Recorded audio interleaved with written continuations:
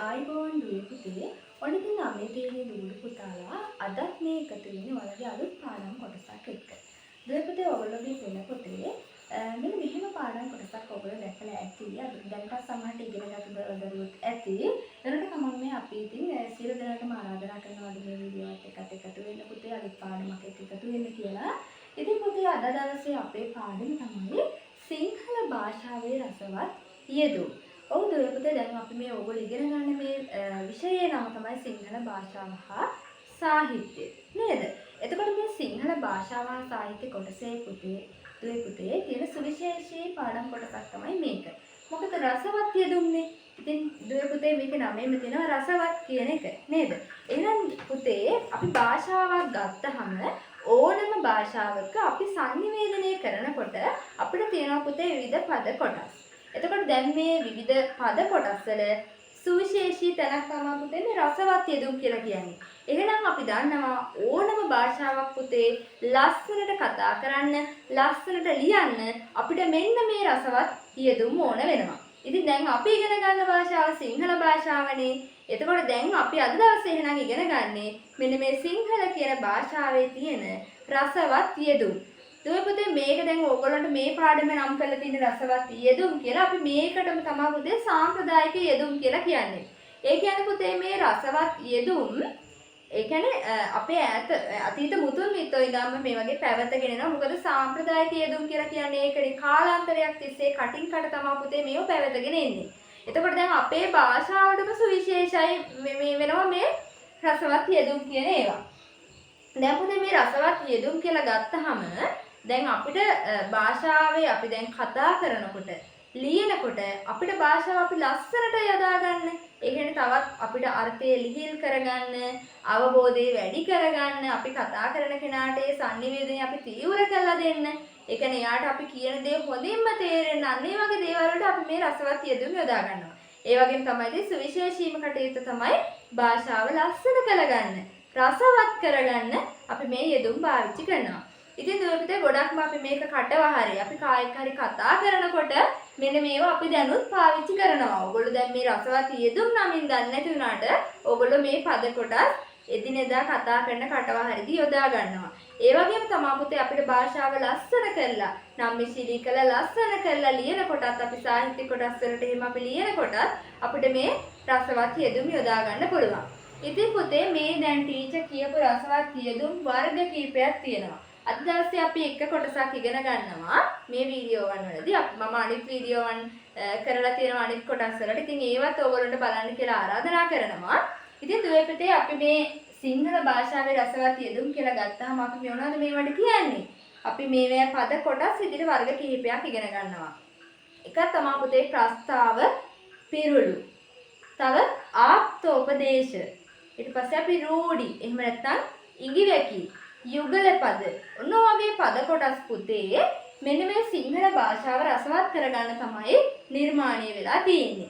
ඉතින් දුවේ පුතේ මෙන්න මේ වගේ සාම්ප්‍රදානුකූලව දැන් මේ සිංහල භාෂාවේ පැවතගෙන ඒවා අපි මේ විදිහට කටවහරින් ඉස්සරහට දැන් අපි දැන් ලේඛනගත කරනවා. එතකොට දැන් ලේඛනයටත් අපි මේව යොදා ගන්නවා. මෙන්න මෙහෙම තමයි ඉස්සරහට පැවතගෙන යන්නේ දැන් මේ අපිට ආවා වගේම. ඉතින් දුවේ පුතේ දැන් අද අපි ඉගෙන ගන්නේ පළවෙනිම කොටස. දැන් ඕගොල්ලෝගේ පෙළ පොතේ පළවෙනිම කොටස තියෙනවා බලා ගන්න පුළුවන් ඕගොල්ලන්ට. මොකද්ද? ප්‍රස්තාව, පිරුළු.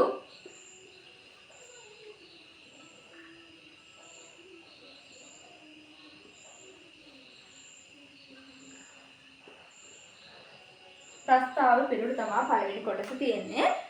අපි අද දවසේ ඉගෙන ගන්නවා දුවේ පුතේ මේ ප්‍රස්තාව පිරුළක් කියලා කියන්නේ මොකද්ද කියලා. පුතේ ප්‍රස්තාව පිරුළු කියන එකේ නමින්ම තේරුම එනවා අවස්ථාවට උචිත කියන එක. නේද? අවස්ථාවට උචිත කියමන් කියන එක තමයි පුතේ මේකේ පැහැදිලි කිරීම. ඒ කියන්නේ ඕගොල්ලෝ දැනටත් දන්නවා ප්‍රස්තාව පිරුළු අපි පුංචි කාලේ ඉඳන් ඉගෙන ගන්නවා.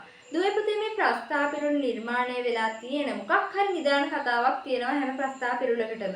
ඒ කියන්නේ පුතේ මොනවා හරි ඒ කාලීන වෙච්ච සමාජයේ යම් සංසිද්ධියක් වටා ගොඩනැගිච්ච කතාන්දරයක් ඔස්සේ තමයි මේ වගේ මෙන්න මේ පිරුළක් නිර්මාණය වෙලා තියෙන්නේ. දැන් ඕගොල්ලෝට දීලා තියෙන උදාහරණ ටික අපි බලමුකෝ. මුලින්ම පුතේ මේ නිල් පාට තීරිය ඕගොල්ලෝට පැහැදිලි කිරීමක් තියෙනවානේ. අන්න ඒක පොඩ්ඩක් කියව ගමු ටීචර්ත් එක්කම.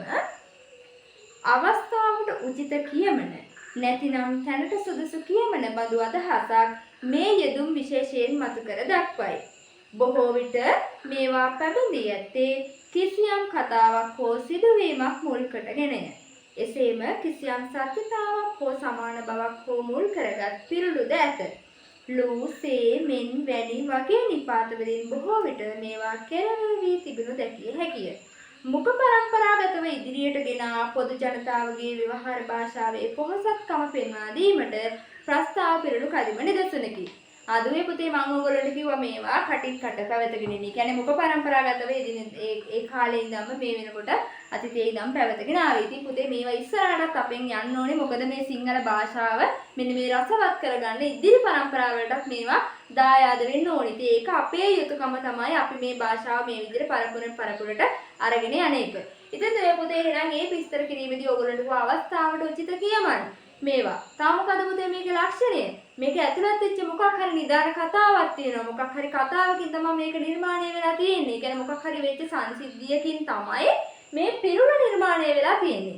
ඒ වගේම තමයි පුතේ තව කිව්වා මොකද මෙන් සේ වැනි වගේ කියන නිපාත වලින් තමයි පුතේ මේ ප්‍රස්තාව පිරුළ අවසන් වෙන්නේ. එතකොට දූල පුතාලට මේක දැක්ක ගමන් මේක ප්‍රස්තාව පිරුළක් කියලා කොහොමද ඔයගොල්ලෝ ලක්ෂණයක් දකින්නේ? ඔව් මෙන් සේ වැනි වගේ කියන නිපාත වලින් ඉවර වෙලා තියෙනවා නම් දුවේ පුතේ ඒක අපි දැක්ක ගමන් දන්නවා ඒක ප්‍රස්තාව පිරුළක් කියලා. එහෙනම් අවස්ථාවට උචිත කියමන්. අපි දැන් මෙන්න මොකක් හරි අවස්ථාවකට මේ ප්‍රස්තාව පිරුළ ගැලපෙනවා නම් අපි ඒක කියනවා. ඔය දූල පුතාලා දැනටත් ඕගොල්ලෝ යාළුවොත් එක්ක කතා කරනකොට, ගෙදර දොරේ කතා කරනකොට මේ ප්‍රස්තාව පිරුළු කතා කරද්දී පාවිච්චි කරනවා ඇති. ඒ වගේම ලියනකොටත් ඕගොල්ලෝ භාෂාව ලස්සන කරගන්න පාවිච්චි කරනවා ඇති. අපි බලමු ඕගොල්ලන්ට දීලා තියෙන උදාහරණ නිදසුන් ප්‍රස්තාව පිරුළු ටික මොනවද කියලා. කන කැස් බෑවා විය සිදුරෙන් අහස බලන්නාසේ උණ පුරුකේ දැම්මත් බලු වලිගේ ඇද නෑරේ කන කොකාගේ සුද පෙනෙන්නේ ඉගිලෙන විටලු ගල හොඳ නම් ඇඹරෙන කහ මක් වේද ගල හොඳ නම් අඹරෙන කහ මක් වේද පය බරවායට පිටිකල බෙහෙත් බැන්දා වගේ. ඉතින් පුතේ මෙන්න මේ ඕගොල්ලන්ට මේ දීලා තියෙන ප්‍රස්තාව පිරුළු කිහිපයක් මෙන්න මේ වගේ මං කියවා වගේ නිදාන කතාවක් එක්ක තමයි පුතේ ඇති වෙලා තියෙන්නේ. මීට අමතරව මොනවද ප්‍රස්තාව පිරුළු අපි කිහිපයක් බලමු. මොනවද? ඉබ්බාගෙන් පිහාටු ඉල්ලනවා වගේ. ඊට පස්සේ පරංගියා පෝට්ටේ ගියා වගේ. කළුවා මාරපන් ගියා වගේ. කටුස්සාගේ කරේ රත්තරන් බැන්දා වගේ. නේද? කැකිල්ලේ රජුරුවන්ගේ නඩු තීන්දුව වගේ. ගඟට ඉනි කැපුවා වගේ. ඔන්න වගේ පුතේ හරි ලස්සනට දැන් මේ ඔයගොල්ලෝ පුංචි කාලේ ඉගෙන ගන්න ඇති පුංචි කාලේ දැන් අපි ඉගෙන ගන්න මේ පිරුළු නිර්මාණයෙන් නිදාන වෙච්ච කතා මොනවද කියලා. ඉතින් දැන් ඔය කැකිල්ල රජුරුවන්ගේ නඩු තීන්දුව වගේ කියන කතාවෙම හරි ලස්සනයි. ඉතින් ඔයගොල්ලන්ට මම ආරාධනා කරනවා මෙන්න මේ දැන් ඔයගොල්ලන්ට මේ දීලා තියෙන ප්‍රස්තාව පිරුළ කතා ටික හොයාගන්න. පුතේ කතා ටික හොයාගෙන අමතර කියවීම කරන්න. මොනවද මේ ප්‍රස්තාව පිරුළ ඇති වෙලා තියෙන කතා කරලා හරිම ලස්සනයි. හරිම රසවත්. ඒ ඇත්තම රසවත් කතාවකින් තමයි මේව ඇති වෙලා තියෙන්නේ. එතකොට අන්න ඒ විදිහට තමයි මෙන්න මේ වගේ මේ ප්‍රස්තාව පිරුළු නිර්මාණය වෙලා තියෙන්නේ. දැන් උදාහරණයක් විදිහට අපි කටුස්සගේ කරේ රත්තරන් බැන්දා වගේ අහලා ඇති දූල පුතාලා කතාව ඔයගොල්ලෝ චුට්ටක් හොයලා බලන්න. මම චුට්ටක් සරලව දාලා මේ කෙටියෙන් කියන්නම් ඔයගොල්ලන්ට ආසාව ඇති වෙන්නත් එක්ක ඔයගොල්ලන්ට මේ ප්‍රස්තාව පිරුළ කතා හොයන්න. ඉතින් මාත් ඒ වගේ මාත් ආසයි දැන් මේ ප්‍රස්තාව පිරුළ ඇති වෙච්ච කතා මොනවද කියලා හරි ලස්සන කතා ඒවා. ඉතින් ඔයගොල්ලන්ට ආරාධනා කරනවා හොයන්න කියලා අපි බලමු කටුස්සගේ කරේ රත්තරන් බැන්දා වගේ උදේට පුතාලා දන්නවත් ඇති නොදන්න අයට දැනගන්නත් එක ටීචර් කියන්නම්. ඔන්න පුතේ ඉතින් රජතුමා හැමදාම උදේට යනවානේ දැන් රාජ පුරුෂයොත් එක්ක පුරෝහිත කට්ටියත් එක්ක යනවා හැමදාම පොඩ්ඩක් මේ රාජධානිය පොඩ්ඩක් ඇවිදින්න යනවා. ඉතින් මේ යනකොට හැමදාම යනකොට එක කටුස්සෙක් තොරණ ගාවින් චුට්ටක් පල්ලෙහාට බහිනවා. ඉතින් දැන් රජතුමා හිතනවා මෙයා බලන්න කොච්චර දැන් මෙයා මට ගෞරවයක් විදිහට හැමදාම මම මෙතනින් යනකොට තොරණෙන් පල්ලෙහාට බහිනවා කියලා. ඉතින් මෙයාට කියනවා රත්තරන් වී ඇට දෙකක් මේ පුරෝහිතට කතා කරලා කියනවා මෙන්න මේ කටුස මෙහිමයි හැමදාම. ඉතින් කියනවා රත්තරන් වී ඇට දෙකක් වටින මස් දෙන්න කියලා මෙයාට දවසකට. ඉතින් දුවේ පුතේ ඔන්න ඒක රජතුමා කිව්වට පස්සේ දැන් මේ කරගුණ සර රජතුමාට දැන් හරි සතුටුයි. මොකද එයාට ගෞරව දක්වනවා මේ කටුස්සයිට එයාට කෙලෙ ගුණ දක්වන්න ඕනි කියලා තමයි දැන් මේ රජතුමා මේව කරන්නේ. එතකොට ඉතින් ඊට පස්සේ පුතේ ඔන්න ඉතින් මේ දැන් මෙයා රාජපුරුෂයෙක්ට කියනවා. ඊට පස්සේ රාජපුරුෂයා ඉතින් නියමිත විදිහට හැමදාම වීයට දෙකක් වටින විදිහට මෙයාට මස් දෙනවා. ඉතින් දැන් මේ කටුස හැමදාම පුරුද්දක් විදිහට මේ දේ කරන්න ගත්තා. ඉතින් දුවේ පුතේ මේ ඊට පස්සේ දැන් ඔන්න දැන් රජතුමා මෙහෙම දැන් වීයට දෙකක් වටින මස් දෙන්න ගත්තට පස්සේ ඒත් කටුස දැන් මෙයාට මේ විදිහටම සුපුරුදු පරිදි ගෞරවය දක්වනවා. හැබැයි පුතේ ඔන්න දවසක් පොය දවසක් එනවා. එදාට මේ රාජපුරුෂයාට මස් හොයාගන්න නැති වෙනවා. එතකොට දැන් ඒ රජතුමා කියපු විදිහටම හැමදාම මෙයාට දිනපතා දෙන්න ඕනනේ. එතකොට දැන් රාජපුරුෂයා කල්පනා කරනවා මොකද්ද කරන්නේ? දැන් වීයට දෙකක් වටින විදිහට දෙන්න කිව්වේ. එතකොට පුතේ ඉතින් රාජපුරුෂයා හිතනවා හරි දැන් වී හොයා මේ මස් හොයාගන්න නැති නිසා මේ වීයට දෙක කටුස්සගේ කරේ ගැට ගන්නවා.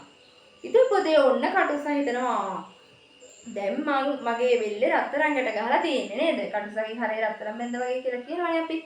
ඊට පස්සේ පුතේ රජතුමා එදාම දැන් මෙහෙම රාජසභාවට යනකොට රජතුමා එනකොට එදා මේ කටුස්සා තොරණෙන් බිමට බහින්නේ නැහැ.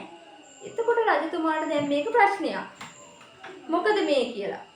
රජතුමා අහනවා පුරোহিতගෙන් මේ පුරোহিত මොකද අද මේ කටුස්සා වෙන්දා වගේ මෙහෙම බහින්නේ? මොකද අද එතනටම වෙලා ඉන්නවා කියලා. ඊට පස්සේ පුරোহিত කියනවා වෙච්ච සිද්ධිය මොකද්ද කියලා. ඊට පස්සේ පුතේ රජතුමා තේරුම් ගන්නවා නුසුදුසු අයට නුසුදු පදවි තානාන්තර දුන්නට පස්සේ උඩඟු වෙනවා නේද?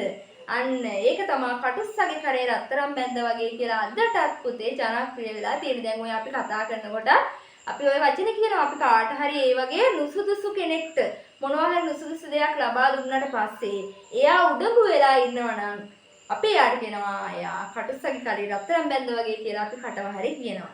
අන්න ඒ වගේ පුතේ හරි ලස්සන කතා දෙනවා. අපිට ඒවෙන් යම් උපදේශයක් ගන්නත් පුළුවන්. නේද? ඉතින් එන්නේ ඒ වගේ මම ඔන්න ඕගොල්ලන්ට කියනවා ඕගොල්ලන්ට මම පැවරුමක් දෙනවා. ඕගොල්ලෝ තෝරගත්ත ප්‍රස්තාව පිළිතුරු 10ක් ගන්න. ඒ 10 අරගෙන දුවේ පුතේ ඒ 10 නිදාන කතාව හොයන්න. ඒ වගේ මේකෙන් අපිට ගන්න තියෙන උපදේශය මොකද්ද කියලා ලියන්න කියලා ඕගොල්ලන්ට මම ආරාධනා කරනවා. ඉතින් දුවේ පුතේ මම මේවා කියන්නේ ඕගොල්ලෝගේ ඒ මතකයේ